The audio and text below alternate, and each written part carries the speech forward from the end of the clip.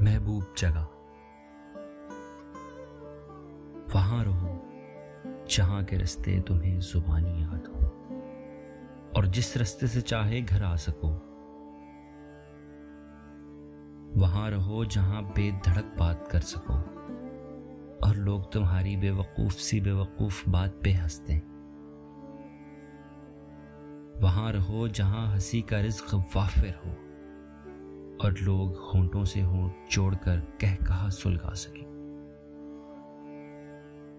वहां रहो जहां के लोगों की शक्ल देखकर उन्हें पहचान लो, जहां के फलों को सूंघ कर उनका जायका जान लो।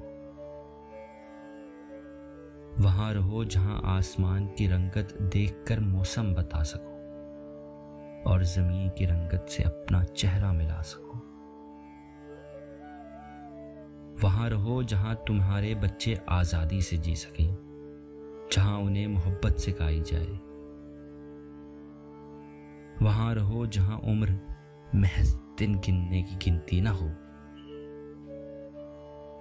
वहां रहो जहां परिंदे हों, दरख्त हों, लोग फितरत को मुकद्दस समझें और अपने जूतों से घास को गंदा न करें।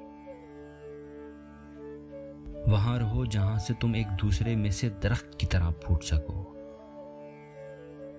वहां रहो जहां तुम्हारे कदमों की आवाज से तुम्हें कोई पहचान सकता हो और तुम्हारी आंखों में तुम्हारे दिल का राज जान ले।